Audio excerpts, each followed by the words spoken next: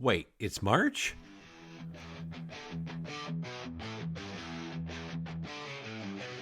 Locked in the bunker, shadows shake. One man clapping secrets awake. Board games living, dice they break. Echoes pounding, hearts they quake. In the bunker, board games rolling. One man clapping, stories growing. Hard rock thunder, speakers blowing. Clapping loud, the unknown. Welcome to the sound of one man clapping. I am the one man coming to you direct from the bunker. It is Sunday, the 1st of March in my world, and as usual, life is good. We are vomiting our way through 2026 at breakneck speed. It is actually ridiculous, but here we are, back to my usual format today with the games that were. We're going to go down the rabbit hole in FOMOMOFO, and I'll let you know everything that's incoming. Let's do this right. Incoming! 4 exclamation marks. And we'll chat with the voices in my head about that bloody March Hare. It's all his fault. On with the show. Well, forgive me, OMC crew, for I have sinned. It has been 2 weeks since my last confession. In that 2 weeks, I've done some pretty good gaming. It's been quite good, actually. So this term, and I say term, I speak in terms because Super Trooper and I both have daughters who are of an age and going to school. And our stars have aligned this year. And, well, for now, watch this space. Thursday nights are once again Arkham Horror Night. So we started a new Arkham Horror campaign. We've started the Circle Undone. I don't know anything about it. I'm going in blind. Super Troopers built 2 characters. Loving my my deck so far. And yeah, we're playing with all the gorgeous bits for Christmas and birthday last year. Super Trooper got an upgrade. He got some amazing metal tokens, metal bits, metal crates, metal what are they? Doom and clues and the whole lot. Those came from Tinkertown on Etsy. They are amazing. I may have mentioned them before. Don't look unless you really don't like keeping money in your bank account. So we started that campaign. It's going well so far. We're still alive. We're still playing. So we started that a couple weeks ago. So we're still trying to get another session back to the table, but enjoying so far. Always love me some Arkham Horror. Started playing. I introduced the Peanut to some more complicated games. We're talking about 2-player head-to-head knife fight in a phone booth type stuff. So she and I. We played Compile. So Compile, the first half of the game of Compile, there was a lot of, what am I supposed to do with this? And by the end of the Compile, she was like, okay, I get this. We need to play this again. I'm not going to talk about Compile at length because I talk about Compile a lot of this podcast. It's a podcast. It might be time. It's 11:49. It's a bit of a later start. I might be suffering caffeine wear off. It's the crash on the other end of the bell curve. We talk about Compile a lot here in these little chats, but we also play Duel for Cardia. Now, Duel for Cardia is this really clever little system. I call it a system. It's not a system. It's a game. And you have 16 cards. And each of those cards does something. 1, they are numbered 1 to 16. That is their strength. And 2, they have a special ability down the bottom of the card. You're going to each play a card blind, face down. You're going to flip them over. And whoever has the highest number on their card will win a token. 5 tokens wins the game. Here's the spicy bit. If you lose that head-to-head battle with that single card flip, you get to use the special power on your card. And they are quite zesty. They will say things like, this whole battle is a tie. And so you might not win, but your opponent also doesn't win. It might say, add 5 points to the card you played 2 rounds ago. So you go 2 rounds ago, you drop a +5 on it. If you've now won that battle, you get to take the token off your opponent. It's a really fantastic little system of back and forth and back and forth. And what's lovely is it scales. So you get, and so the Peanut and I, we're playing identical decks. We shuffle them up and you're drawing 3 cards. So you don't have access to all of them all at once. But what you do know is which cards your opponent still has in their deck. You are going to get your 5 points before the deck runs out, but you can see on the table, you can see everything that's been played. Nothing is hidden information that's been previously played because they stay on the table in a row from one side to the other. And so I can look at my hand and go, well, I've got this game is a tie. The Peanut might have the card that says your opponent can't get their power this turn. I don't know. I'm not picking the right things, as in I'm not naming legitimate powers at the bottom. Let's just give you an example. But you can see on the table what's left in your opponent's hand. And with there only being 16 cards, it's not that hard to do. There are also these lovely little overlay cards. When I say overlay, they're like events or scenario cards. And you put them down and they just add another layer of spice to the game. And then when you're feeling quite competent, you can swap out for the more advanced deck. It's got trickier stuff going on. And in fact, you can do a piecemeal swap out, I think, from memory. So if you want to swap out the 5 from the base deck to the 5 in the next level, you can do that. To the best of my knowledge, we haven't done it, but I seem to recall that's in the rules. So there's a fair bit to go in there of back and forth, and it's a really easy. A game is 10 minutes, so you can pull it out. You can play 2 games, 3 games in 20, 25 minutes, and it's a really nice back and forth. The art's great. It's easy to teach. In fact, you teach it as you play. You just pick your cards up, you teach it as you play, you go, right, you're going to play a card face down. If you have the highest number, you win. If you lose, you get your power. Go. And you play a training game. And a training game, if you're just whizzing through without too much thought, it's done in 5 or 6 minutes, right? Game 2 gets a little spicier. You ramp it up a little bit. You turn the chili up a touch. And it might be 10, 12 minutes. But it's you know what? For a $25 card game, I am delighted with Duel for Cardia. Can't wait to play it again. Our first game of Duel for Cardia was a lot of, Dad, what does this do? Dad, how do I use this? And then the second game of Duel for Cardia, there was a lot of from the other side of the table. And she stomped me. She stomped me in the second game, and it was glorious. And so that is designed by Fauzi Bugida, Mathieu Rivero, and Florian Harold. Arts by Florian Harold, Christina Kaleda, Dominic Meyer, Ingram Schell, and Jonas Schmutzler, and published by Hans im Gluck. Not expensive, great fun. I had a dear friend and his family come out from Canada. Hui and I went to school together. I think we first met about grade 11. And so we've been friends a long time. If you've been, tracking the math, I'm 52 this year. We've been friends a long time. And the wonderful thing about modern technology is we have this Facebook group where all of us from high school, we still chat probably at least weekly. Somebody hops on there and drops a meme that's inappropriate to drop outside of this circle because we're all fucked. But he was out with his wife, and his one of their daughters is going to university here in Australia, so we got to catch up with them, and it was fantastic. But Hui came over on Friday all by himself, so it was just him, I, and the Peanut. We put the Peanut in front of her iPad with some mac and cheese. She was sorted for 6 hours. It was wonderful. And we just caught up. We tested the limits of our 52-year-old livers just a tad. He was making these lovely bourbon and honey and lemon cocktails. I can't remember what it was called, but we had a few. And, he said, hey, we play some board games? And I said, you bet we can. So, yeah, we played Compile. I don't think he was sold on Compile, but we were 3.8 sheets to the win by the time we pulled Compile out. So I'm not surprised. But we played a couple others. We played Lacuna, which I'm quite a fan of. Lacuna is this gorgeous positional abstract that starts by laying out this silk cloth that covers, it's like a 60 centimeter square, and it's got this lovely floral circle in the middle. And then you treat the big canister that Lacuna comes in. It's like a big cylindrical canister, like a salt and pepper shaker. And you shake it out all over the board, and these lovely little blossoms come out. And you make sure that they aren't clustered too much. You just loosely spread them out a little, and then you start the game. And you have 5 gorgeous little metal stands. There's 5 in silver, 5 in gold. So one of you plays silver, one of you plays gold. And off you go. And so the purpose of the game style, or the gameplay of Lacuna, I should say, is you're going to look at the board, and there are 7 different blossoms. So there's yellow ones and blue ones and green ones and red ones. You get the picture. And what you're looking for is you're looking for connections. So what you're looking for 2 that are connected by a line, of which there will be dozens of connections out there when the game starts, dozens and dozens. And you're going to take one of your lovely little metal pawns, and you're going to place it between those 2 blossoms, and you're going to collect those 2 blossoms. Piece of cake, right? You don't have to put your metal pawn in the middle. It doesn't need to be equidistant between those 2. In fact, you can have it even touching one as long as you don't move it.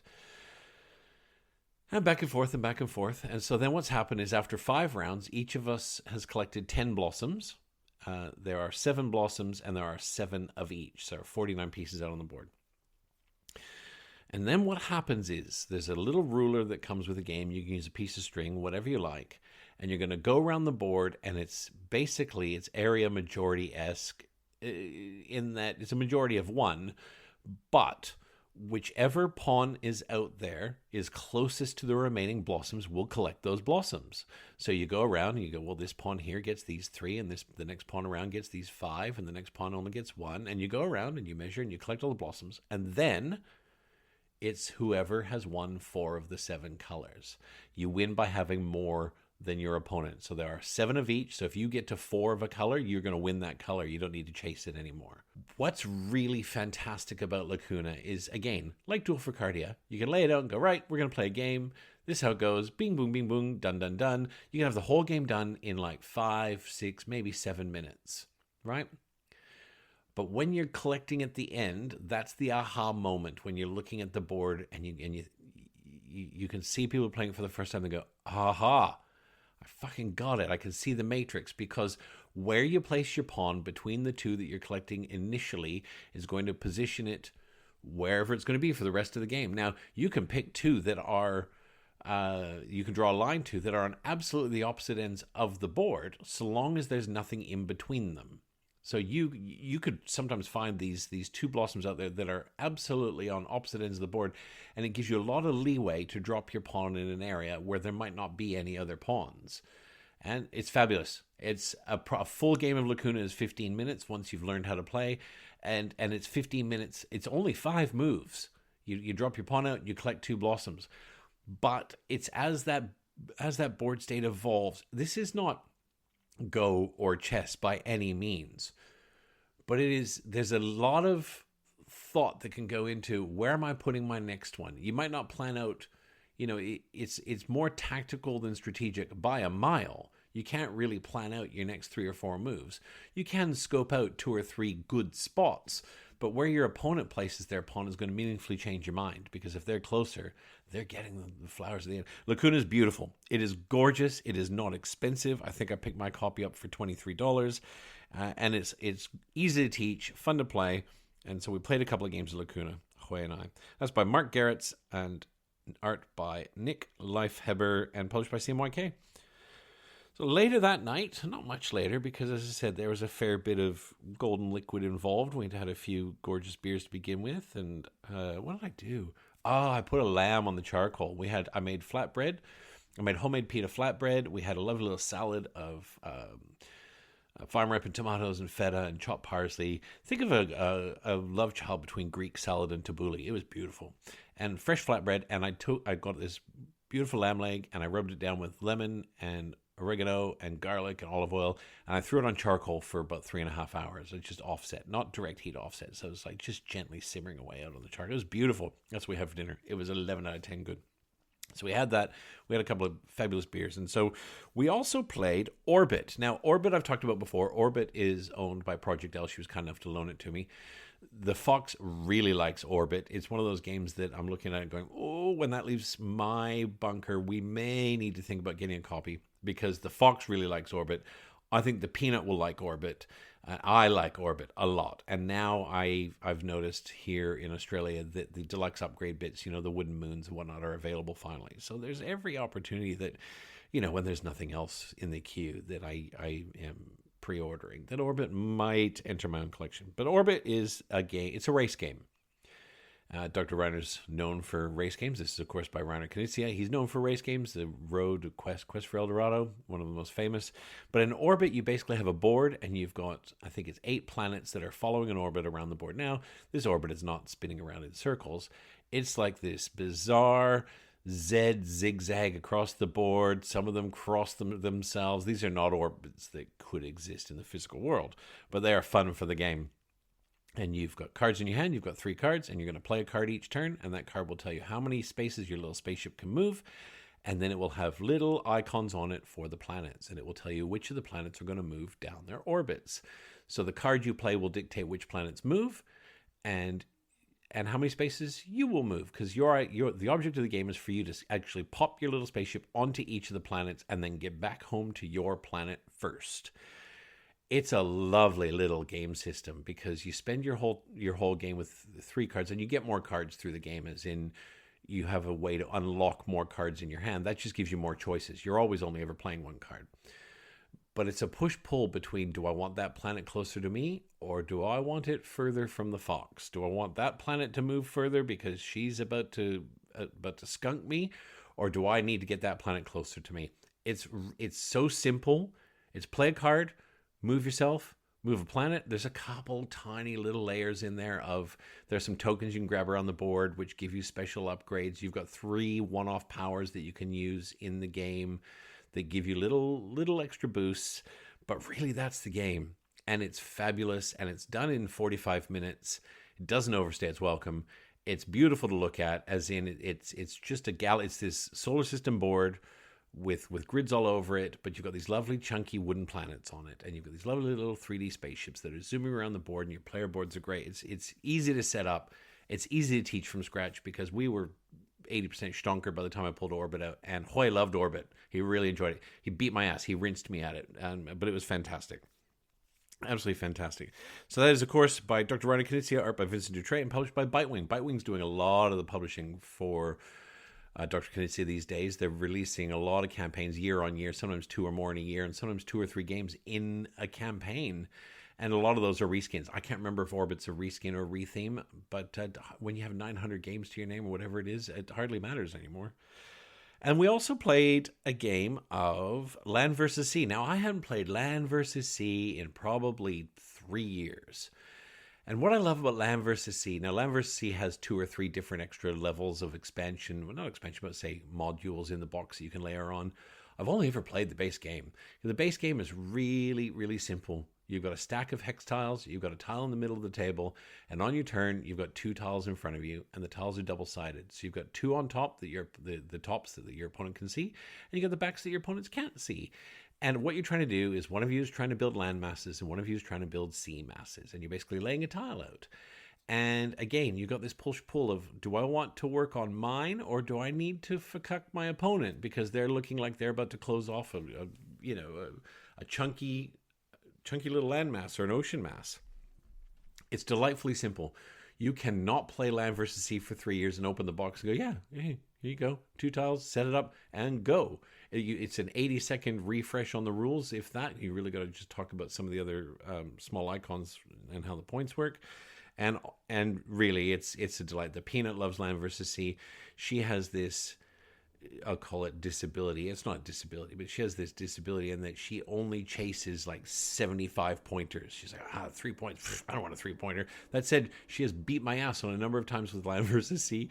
And I say, I haven't played in 2 years, so she was 9 or so last time she played, and still manages to beat me, because it's a really easy thing to teach and easy thing to learn.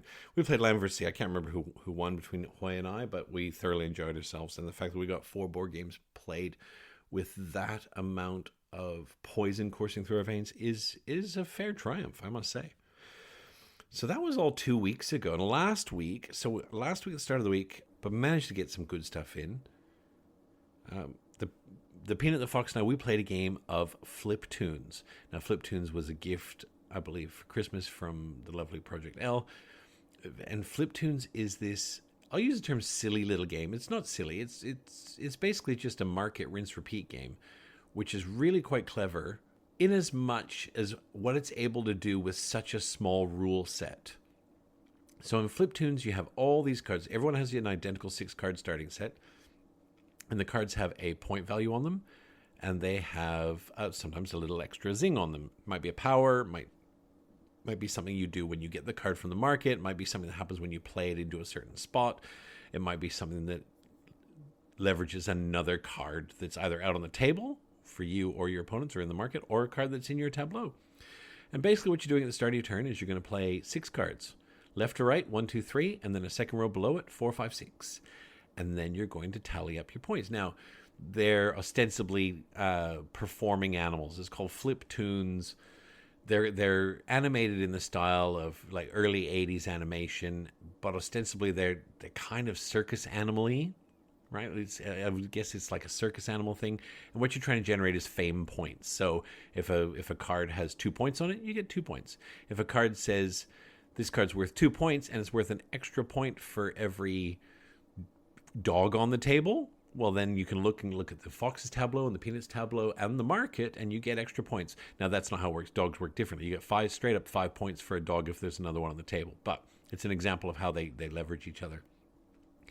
And then you use those points So whatever points, let's say you get the first round, you get 6 points, which is pretty common. You get 6 points.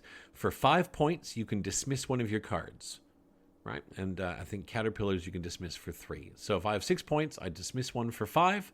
I have 1 point left, useless to me, but I've gotten one out of my hand, right? You don't necessarily want to do that unless you've got a 7th card coming in. So instead, you might buy a card from the market. And so the cards in the market are priced left to right. They're like 5, 7, 10, 13, 15. I might have those wrong, but that's the idea.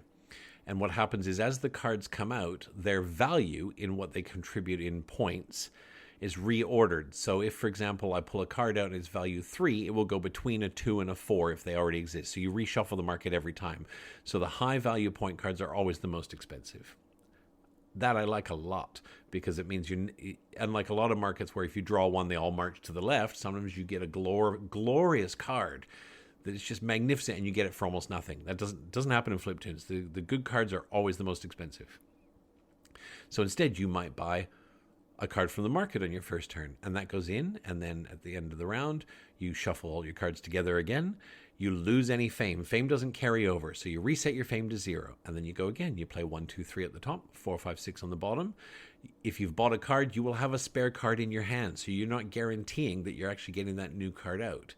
But you now might have 8 points of fame in round 2. And so for 8 points, you go, I'm going to dismiss Caterpillar and I'm going to buy that 5-point card from the market because the cards in the market are all better than your starting cards. So you dismiss the Caterpillar, you buy the card from the market, and all of a sudden you're back to having 7 cards in your hand, but they're better than you had before. Round 3, same thing, 1, 2, 3, 4, 5, 6. But this time you might choose just to dismiss a card instead of buying a card, and then you're back down to 6 cards. And you know you're getting all 6 of those good cards out. So it's that push-pull. It's what do I want to do? Do I want to stack my deck with power cards? Do I want to flush it out and keep it clean? I'm not sure that Peanuts worked out how important it is to keep down around 6 or 7 cards because she buys and buys and buys and buys and buys. And then towards the end of the game, she's like, well, why? Why am I only getting 12 points when you've got 27? I'm like, well, honey, because you need to spend some time clearing out all the garbage. The last time we played, she went, She didn't swear, but I could see in her head, she was like, oh, fuck. Okay, I see what we did there. And it's really straightforward. It's a race to 30. So the first person who gets to 30, the game will end. The person who gets to 30 will take it's like the Superstar Director's card or whatever, which gives you a +3. And then you'll play one more round of buying and flipping. And whoever has the highest points in that last round wins. Flip Tunes, it's a piece of cake to teach. The art is adorable. It's a bit rinse repeat as a game, but the amount of game they're able to pack into that rinse repeat is really clever. And again, it's a 15-minute exercise. It's 20 minutes at best. And it's fun, it's breezy, and I always have a blast playing Flip Tunes. That is designed by Jordi Adan, Renato Simoes, and art by Diego Sa, and it's published by Thunderworks. So after that, because that was basically Sunday night last week, it was a very campaigny week. This week for games, very campaigny. I'm not talking about Kickstarter campaign or GameFound campaign. I'm talking about campaigny. So I finally went back to Agamonia. Agamonia the world. Agamonia the game. It is in a big, fat box with wild, weird art on the outside. Agamonia's art style is very stylized. If you've never seen it, have a look. The minis are all baby pink and baby blue. I mean, you can paint them if you like, but the art aesthetic and the art on the scenarios, it is neon is the best way I could describe it. And I hadn't played Agamonia in a very long time, so I had to go back and relearn it a little bit. I made a couple of mistakes in the first opening salvos of the scenario. No big deal. I'm playing it by myself. Who cares? But I am playing Agamonia 4-handed solo. And Agamonia as a campaign system is a freaking delight. It really, really is. Playing 4-handed solo, it's not like trying to play a 2 or 3 or 4 multi-handed solo of Jaws of the Lion or Gloomhaven, which I tried and I couldn't do. I could have done it for Jaws because it's simpler, but I tried playing Gloomhaven, multi-handed, and it's just there's too much going on with the card play. Whereas in Agamonia, you have a series of actions that your character can take. It's 1, 2, 3, 4. There are 5 actions at the level I'm at. The higher your level, the more actions you get to choose from. And basically, at the start of the scenario, you're going to slot tiles into those actions. You've got a bundle of tiles. Each one's an action. And the action might be magic related. It might be healing. It might be hurling a boulder, right? And they have area of effect or distance or range, whatever the case is. And you're basically building out your character for the scenario by slotting these little tiles into the player board. The player board's this lovely dual layered system. And these tiles click in and they're beautiful. And then you start. And on your turn, all you're going to do is you're going to decide which of those actions each of the 4 characters is going to take. And it's not like you've got a deck of, the deck of cards in Gloomhaven where you're looking at it and you're going, oh my God, so many things I could do here. Sorry, this might be a little disjointed. There was a minor interruption in the bunker. So back to Agamonia. And it is a delight of a system. That's all I'm going to say about it. I had to relearn it. I'm happy to be back in Agamonia. If you have any interest in campaign games, Agamonia is easily one of the best I've ever played. Look, I've played a lot of great campaign games, but certainly the best I've played solo, for sure. And beyond that, well, didn't we just yesterday finish Cycle 2 of Aeon Trespass Odyssey? Now, Aeon Trespass I talk about a lot in this game, this game podcast. But Aeon Trespass, it's a lifestyle, right? It's like Kingdom Death Monster. You don't pick it up unless you're really interested in committing part of your life for the rest of your life, really. But Super Trooper and I, we finished Cycle 2. There are 5 cycles. We finished Cycle 2. It was a whole day. We started about 9. We finished at about 8 at night, maybe a half past 8, with a victory. Eventually, we had 3 tries at the final battle. Luckily, there's a resource you have where you can reset yourself. It's not like Gloomhaven, where if you fail a battle, you just go, oh, we'll just start it again. You have to have a Sisyphus tier in Aeon Trespass, so you can push that ball up the hill all over again. We finished Cycle 2. It was a glorious finish. It was just one of the best days. So Aeon Trespass Cycle 2 is done. We still have the epilogue to play because there's an epilogue for each chapter, which is a couple of hours of, there's no real battles and such in it. It's just more narrative and setting you up for the next chapter, which I believe we will be starting soon. Aeon Trespass finished Cycle 2. It was wonderful, great experience. The narrative, the way it ended, it was just magnificent. We have had half a peek at Cycle 3 because we had to pull some stuff out. We had some wonderful reveals at Cycle 2 where it said, go get this from the Cycle 3 stuff. And Cycle 3 has, I won't even tell you, I don't want anyone who's in Cycle 1, I don't want any spoilers here for you, but Cycle 3 has some fucking banana shit in it.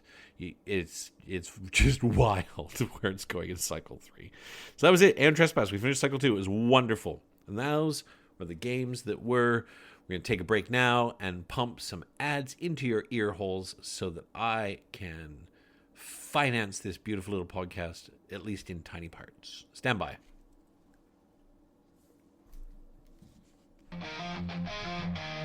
Boxes on the doorstep, new delights inside.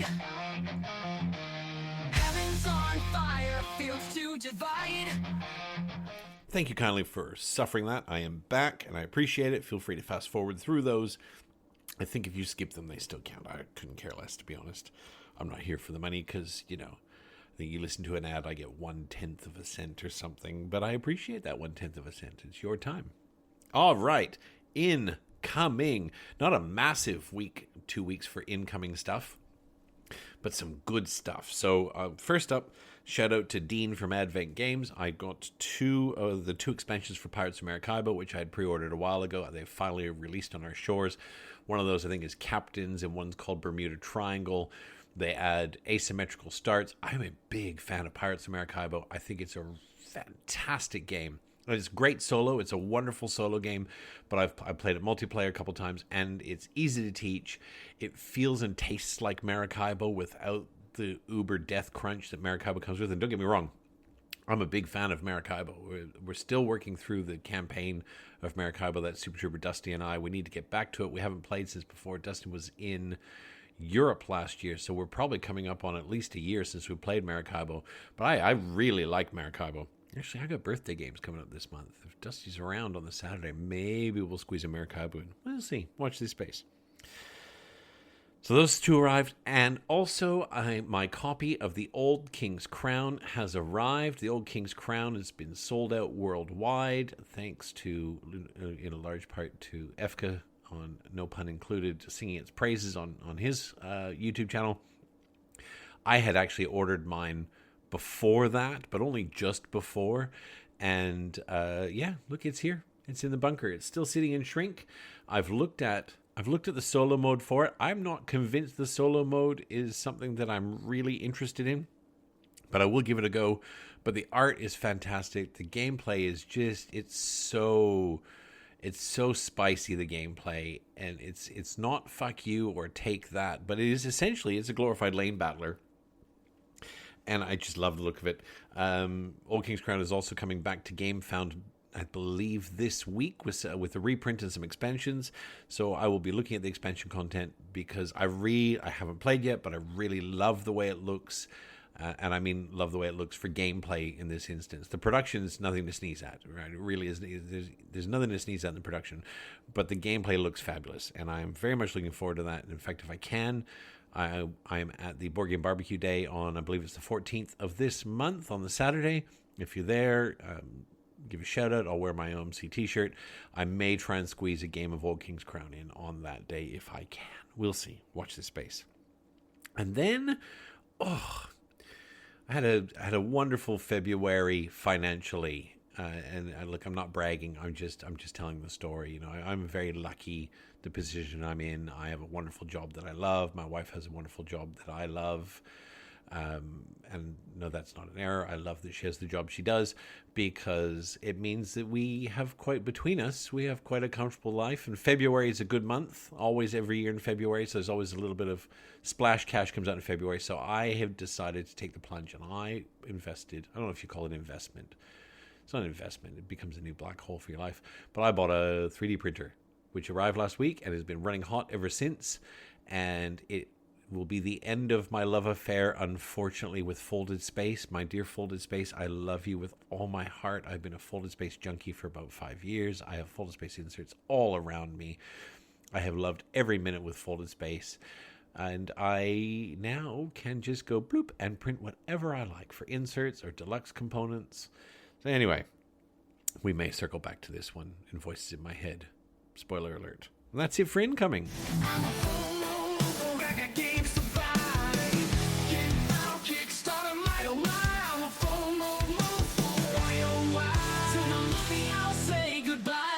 Welcome to FOMOMOFO, where I take you through my personal angst-ridden journey of capitalist acquisitionism. As always, this is not an exhaustive list of crowdfunding projects, but merely those that have my personal attention, either because they are by a design and development team I like, a theme I enjoy, or because they have pretty toys. Don't I love the toys?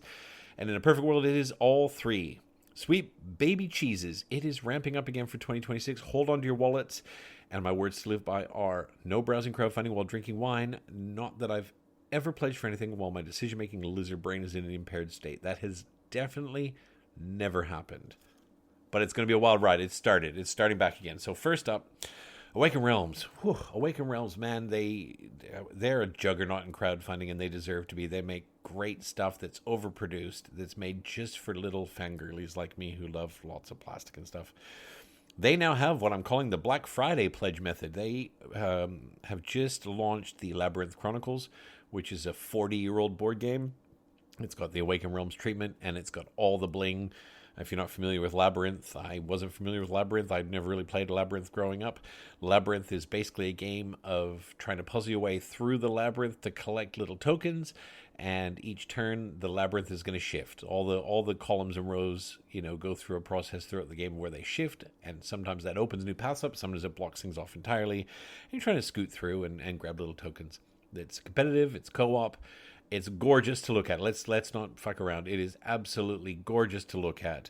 And their version, of course, has got 3D labyrinths that are all sun-dropped, 3D portals that are all sun-dropped. I mean, it seems to still have cardboard tokens for all the little treasures you're picking up. And I'm sure by the end of the campaign that will be fixed.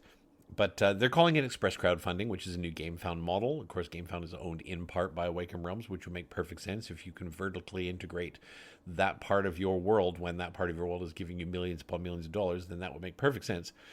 So they're calling it Express Crowdfunding, which could easily be translated as all the FOMO. I'm calling it the Black Friday pledge method. And basically, Express Crowdfunding is the campaign opens, And they're like, hey, we've got 1,000 copies now. And they will mail out the second they finish selling. Right? So if you want to, the campaign opens at this time. If you're first in and you want one of the express copies, it's ready. There's no development on this game. We're not waiting for anything in particular, but we have 1,000 copies, and they were able to just, break those up by region. So wherever they were, for Australia, North America, and Europe, and blah, blah, blah. And they said, if you get on early and you get one of these express copies, it's coming to you now. It's coming now. Like saddle up, bitches. It's coming. And so... God bless her. Project L got up at 3 a.m. or something the other day to log on and go to GameFound to try and nab herself one of the all-in sun-dropped Uber Deluxe pledges for Labyrinth Chronicles. So the all-in deluxe version, and let's be honest, if you're getting a game like Labyrinth made by Awaken Realms, it's the only version. I don't know why you would go to Awaken Realms to buy the basic version of Labyrinth. I don't understand. Awaken Realms at this point, you don't go there to get something that isn't completely overblown and overproduced. But the deluxe version with all the bits, it's $225 Australian, which, to be fair, I think it's fair. There's a lot of sun-drop plastic in there. There's a lot of tangible 3D chunky pieces, and shipping's another $47, which comes out to 21%. It looks gorgeous. Here's my issues, if you can call them that. If you can call my issues. And I've managed to watch, thank you to Paul Grogan, he's had a couple of playthroughs. There's been plenty of unboxings, but Paul Grogan in particular has had a couple of playthroughs. I think he's played through the first 3 sessions of the campaign. There's a small campaign, like a 10-session campaign, which I think is quite clever, because from what I can tell, a game of Labyrinth is about 20 minutes, and I'm not shitting on a 20-minute game. But when your 20-minute game comes in a half cubic meter box at the cost of $250, I kind of go, hey, really, that's my issue, is it's going to take you 20 minutes to set the game up. Maybe not, but 15, and then a game's 20 minutes long, and then it's another 15 minutes to put it away if you're not playing 2 or 3 sessions back to back. Now, I haven't watched any of the campaign stuff, largely because I'm really looking forward to playing this. And I like a little campaign, and I think because of the way the game is, it's the kind of game that the Peanut will play. Absolutely.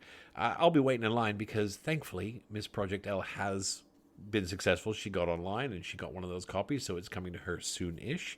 And she and her spawn will play through it, and then she'll go, hey, Hammonds, do you want to borrow Labyrinth Chronicles? And I'll go, shit, yeah, you bet I do. Here's the other 7 games you've loaned me in exchange back from my library. I would love to borrow Labyrinth Chronicles. And to be honest, if it's 20 minutes a game, I reckon the Peanut and I will knock it over in 2 weeks. I'm absolutely grateful that Project L has bought it because I will get to experience it. For me, I couldn't part with $250 for a game that takes 20 minutes to play. And as I said, that's my issue. I don't think it is an issue because, as I said, it's a beautiful looking game. Awaken Realms. And Awaken Realms doesn't disappoint. So I'm safe from having to spend my money. Sorry that maybe you had to spend your own. Not sorry to Project L. Just the rest of you. So that's Awaken Realms Labyrinth Chronicles. It's live right now. I'm also tracking and was looking at Inferno 1348. Now, Inferno's not Inferno 1348 is an expansion. Inferno has been around for quite some time and has quite a following. It's basically it's a Euro that takes place, in the lore of Dante and the 7 levels of hell. And I haven't looked overly deep into it, to be honest. It was on my radar largely just because it popped up and I got ads for it. I'm like, well, this really looks good.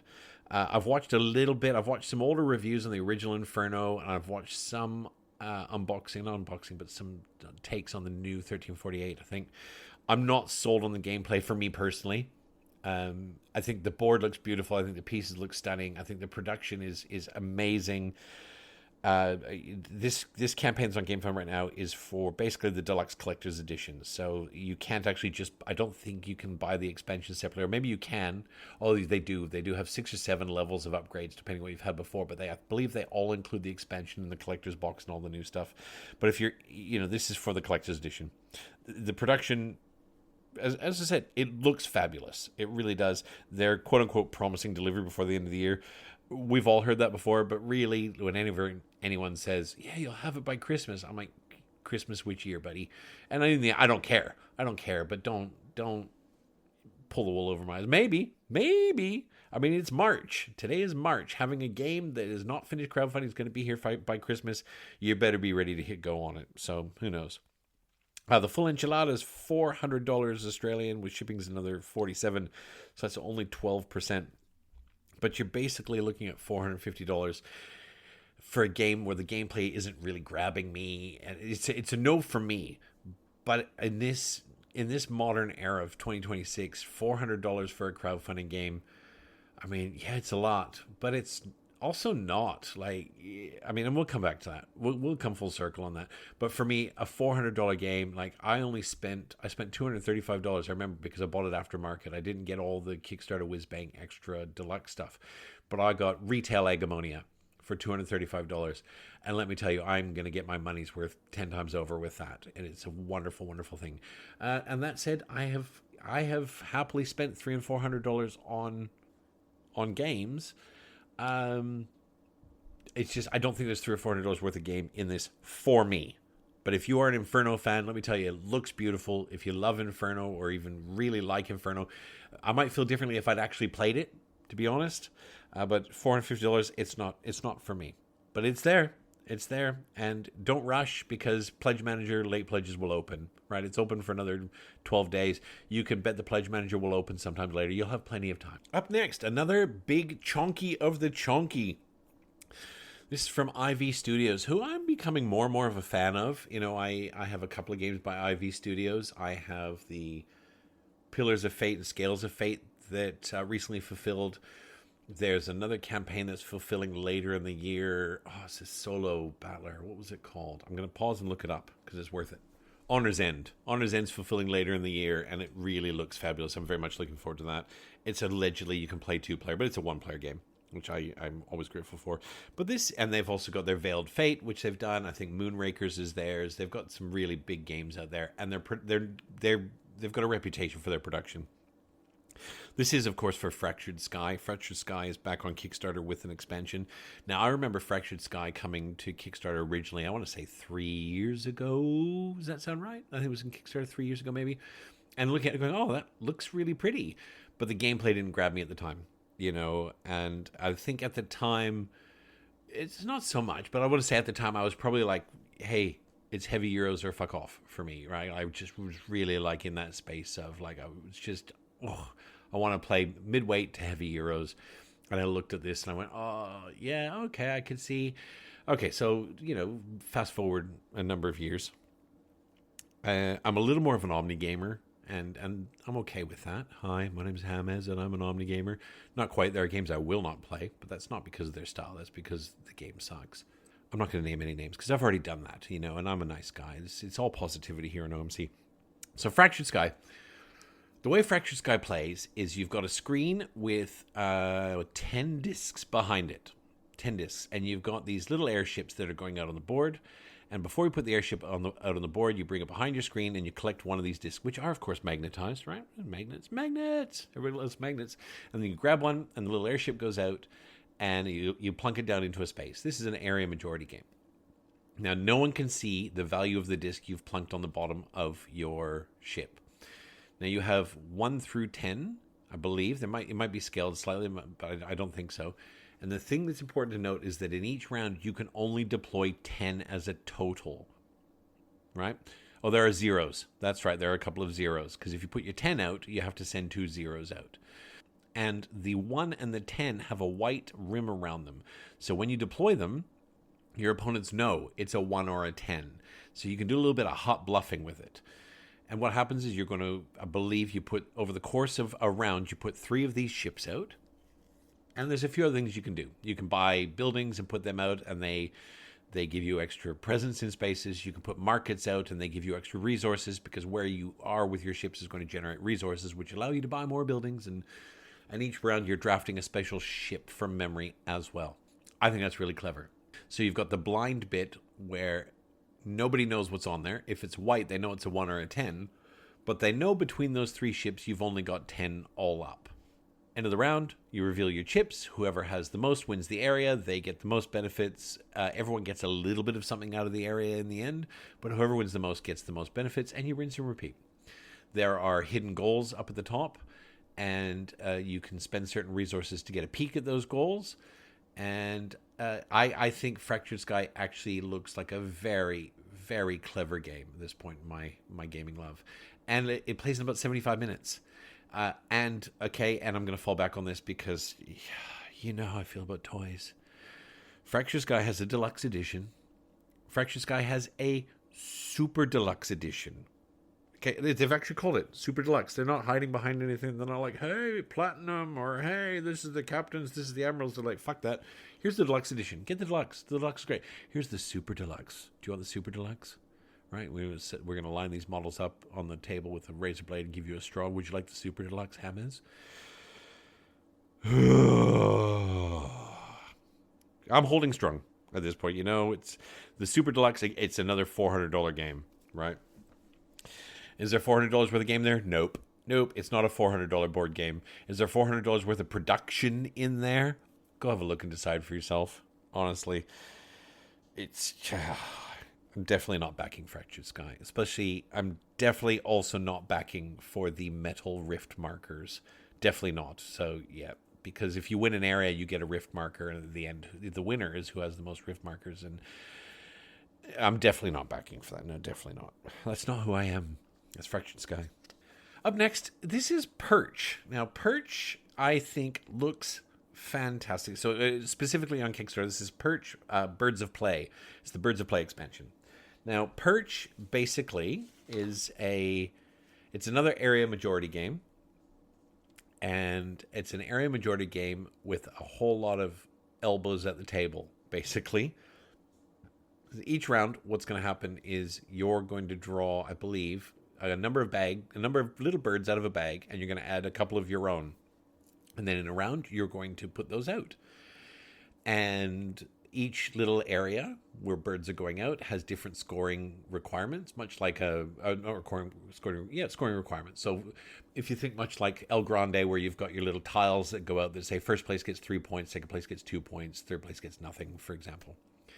And really, it's going to be a bit about how many of your birds are in there at the end of the round. At the end of the round, if you have the most birds, you're going to get the first score. If you have the second most amount of birds, you're going to get the second score, etc., etc.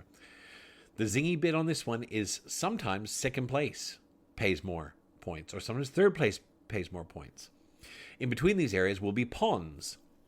You can, as an extra action, fly one of your birds over to the pond, and it will score for both connected areas.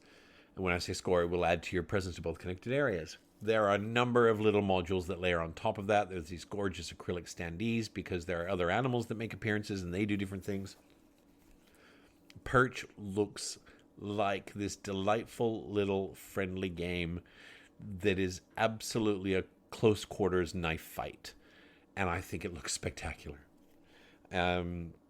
This is done by Inside Up Games. They're also a small publisher, and you might remember Inside Up Games from last year's campaign for Calypso with a K.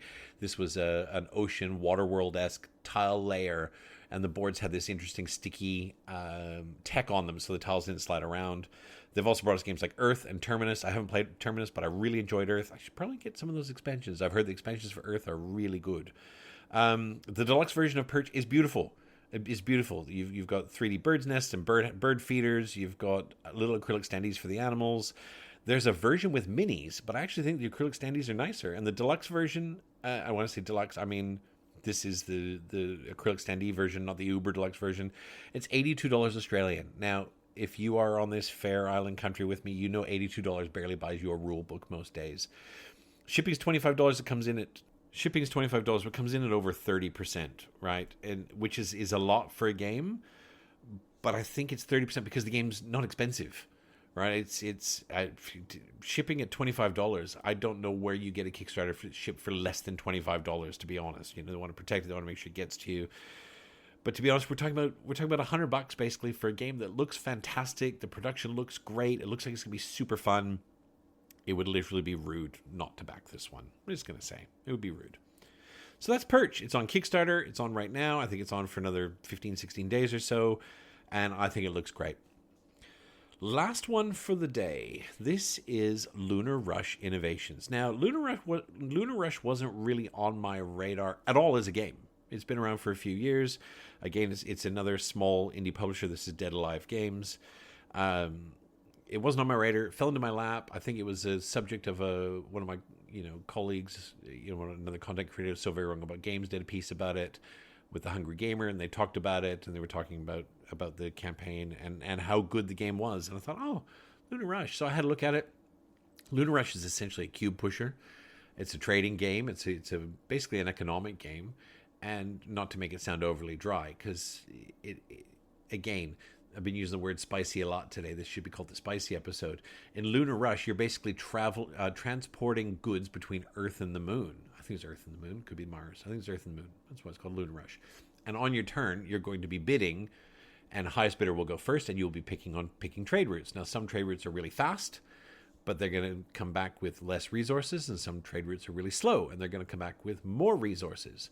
And then there's a fluctuating economy back on Earth or the Moon, wherever they're going to. Forgive me. I think you're going to the Moon, and you're coming back with resources. And when you come back, you're going to have the first dibs at the market.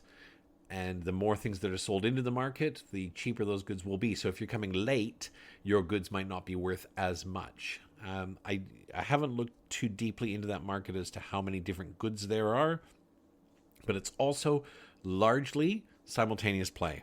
Right, so simultaneous play. You're gonna be pushing stuff around, and it plays in about 75 minutes. Now there is a deluxe version of this. Of course, this is a deluxe version of everything with dual layer boards and some acrylic stuff. The deluxe version of this is $250. I didn't make a note of shipping, so my apologies. I didn't look at the shipping on this. But you can split this into what does Kickstarter call it? Pay over time, pledge over time kind of thing. It's not exactly stretch pay, but you can split into 3 payments. I think I'm probably in on this one. I don't have a game like this in my collection. It's not that I need a game in every sort, but I think this simultaneous play, market manipulation. Because I'll tell you, one of the things I love about Raccoon Tycoon is you can teach a 10-year-old how to play it, but it's got market manipulation and auctions. And you can play some decent mind games with people at the table. I think I really like that, and I love that fluctuating market. You got the fluctuating market on Sky Mines, which I adore. I really like the market on Sky Mines. When I talk about the market, in that case, we're talking about the share market, where you can push that up and up and up. I like the fluctuating market looks at this. I like the simultaneous play. I like the fact that you can play it in 75 minutes. You can get 4 games in a day instead of 2 with something like Lunar Rush. And the expansion adds a little bit of asymmetry. It adds a few more bits and pieces. And again, this is a small publisher, and I'm really liking the output of small publishers right now. I think there's a lot of really good stuff coming out from indie folks, and I just want to give them my money. That's all I'm looking at this week, peeps. There's a lot more out there. There's a lot more coming this week. If you missed it, Awaken Realms announced something like $900 million worth of crowdfunding projects for 2026. Okay. All right, it's not $900 million, but in that there's 320 strong decks that will be Nemesis, Ether Fields, and Tainted Grail, which it's just so good. There's Nemesis Legacy, which is going to get all the money. Nemesis Legacy will have all the monies, so I'm off to sell a kidney because I thought it was going to be a quiet year for crowdfunding, but it is not. 2026 is going to be an amazing year for fulfillments as well, so happy times, great thoughts, optimism all the way. It's going to be a great year.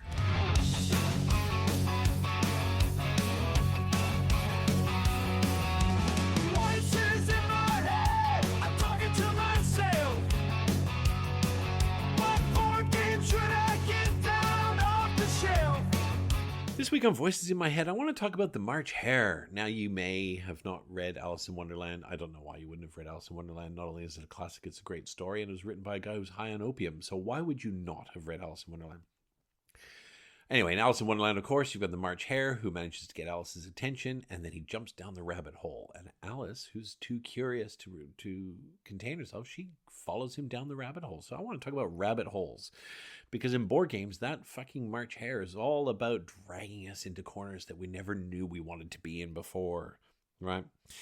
It's great example. When you first got into board games, did you basically go from no games to 25 games overnight? I don't mean overnight, maybe in 3 months. I don't have any modern board games. Oh, look, I have 25 board games. Oh, look, I need a Calyx shelf. I need another.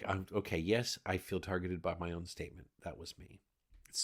to some extent, it is still me. It's what happens when you have a man-child with disposable income jumping down a rabbit hole. What's your poison, right? I want to say 25 years ago, I was all over Warhammer, right? Back in the early noughts, I had a 2,000 point Dark Eldar army. It was painted to 11 out of 10. I was manic. This was back when minis were metal as well. They were so chunky, so good, and you had to assemble them. They were metal. It was such a pain to put metal together because the glue, oh man, it was such a pain. Once you finally got them together though and painted, and you'd have like this elder mounted on the back of a dragon, and it was like 900 grams or something. It was so amazing. So I can paint minis. I just genuinely can't be bothered anymore. But back then, oh man, I had a painting setup that was just, yeah, and I loved it. Loved it. As I said, I had a 2,000 point army. I didn't play very often, but I had a 2,000 point army that was built to rules, and it was gorgeous, and it had ballista, and oh man, the Cauldron of Blood was such a beautiful model. Right, like if you were never a Warhammer nerd, but the Cauldron of Blood was this gorgeous model.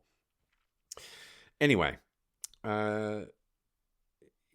these days I would love to paint. I just can't be bothered, and it's more of a time thing, really. And I'm really grateful that in Aeon Trespass, Super Troopers started taking the models home and bringing them back painted, which is lovely.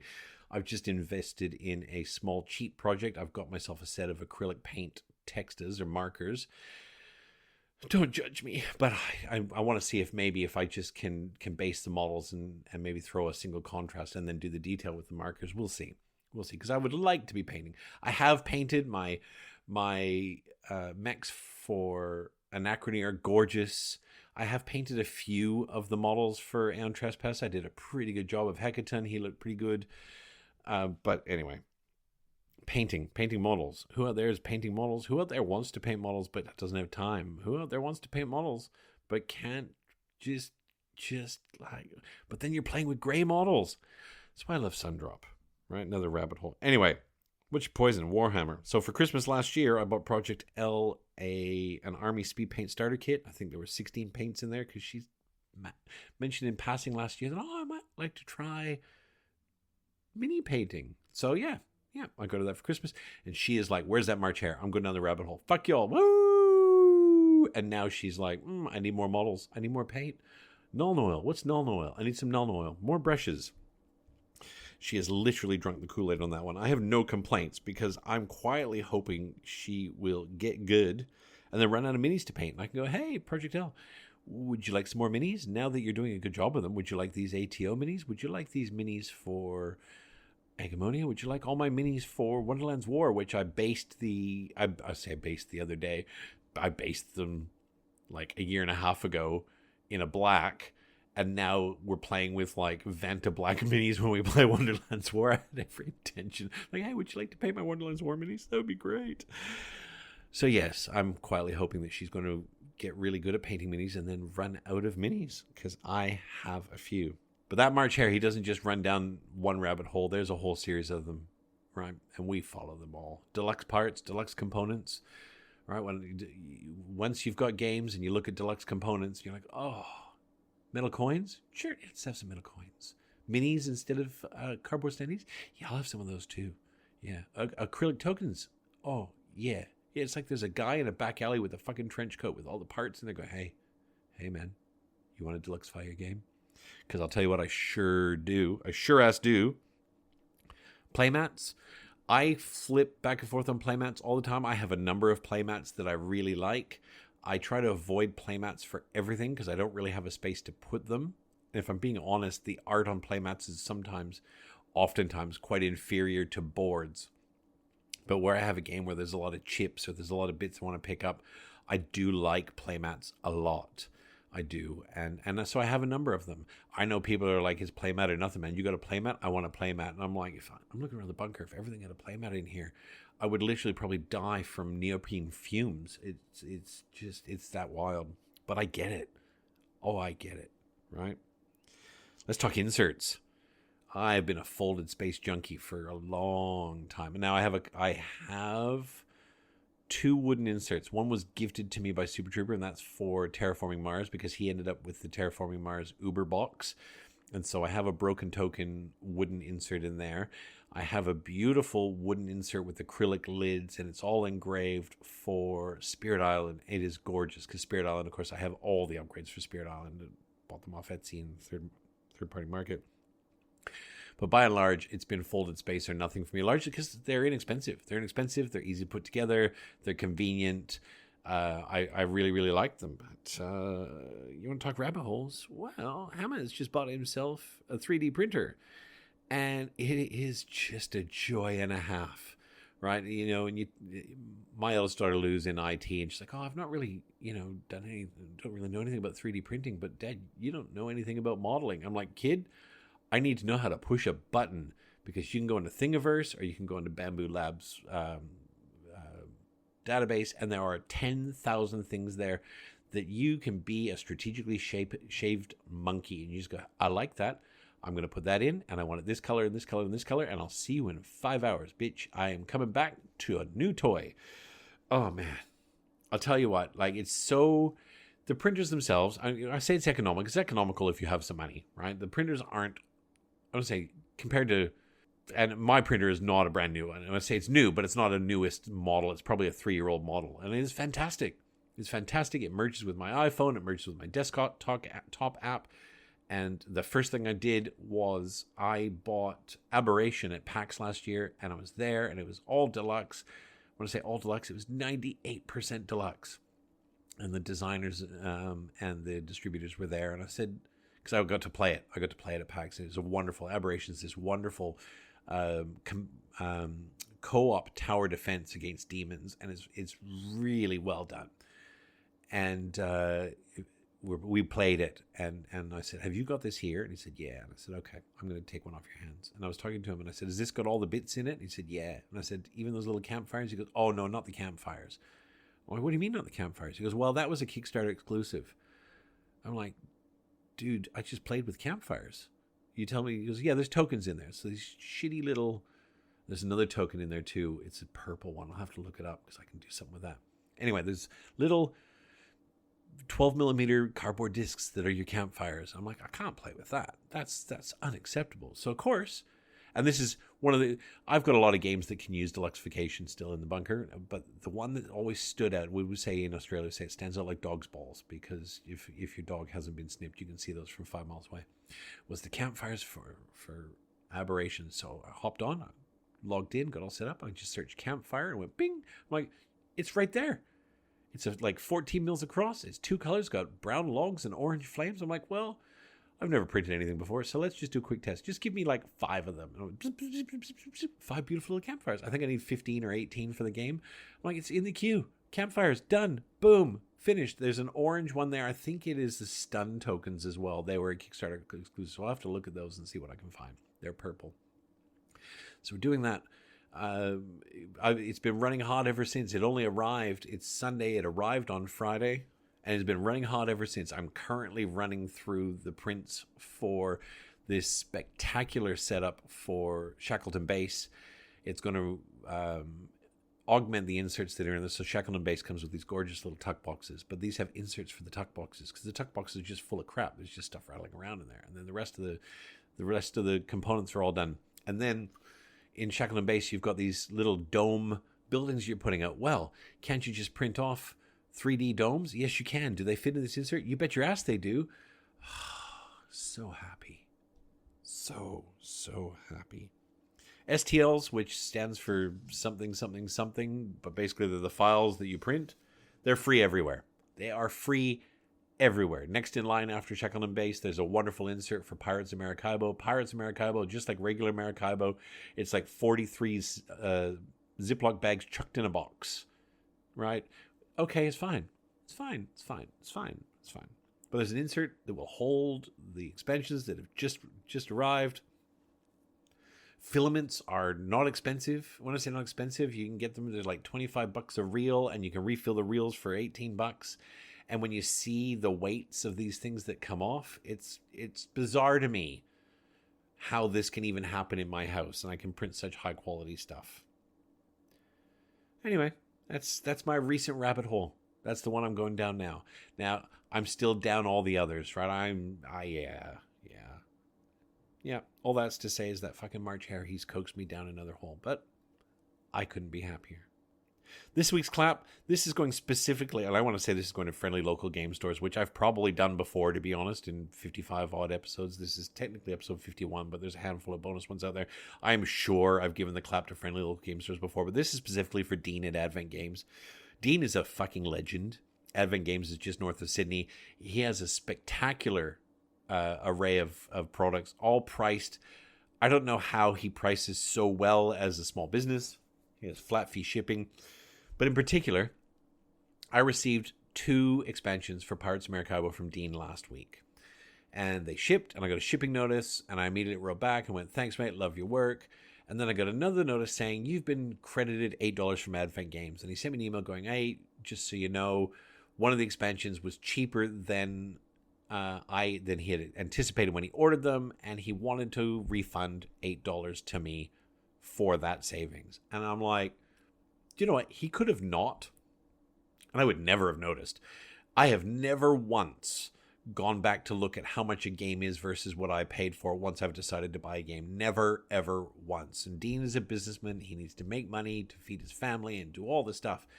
And that $8, I would never have noticed that $8. But maybe you would have. Maybe. I mean, sure, if you bought a game for $200 and you notice on sale for $75, you might go, oh my God, it's so much cheaper. Maybe. But once I buy a game, it's in the collection and I'm moving forward. I would never have noticed. But he sent me that $8 and it was a freaking legendary thing to do from a person who runs a small business. And, you know, that's why Dean will get my money every chance he's got what I want. So massive clap out to Dean at Advent Games.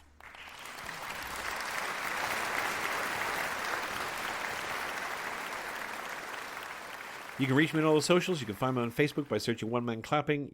I'm on Instagram. You can email me, wonmanclapping@gmail.com, as in I won all the games. You can join the One Man Clapping Guild on BGG. Subscribe to Guild 4426. There are episode notes going in there each week as a little bit of an augment to what's happening. You can help OMC by dropping me a like on Facebook or Instagram, or by leaving a review on whatever platform you choose. If it is a bad review, I will cry only a little. Thank you as always for your time. Your time is precious, and the fact that you chose to waste an hour of it listening to how I spend my time is always humbling. Until next time, get your game on, especially if you've got to play with yourself. No notes. This week's episode has been brought to you by the March Hare, leading us all astray down the rabbit hole to Wonderland. Peace out, mofos.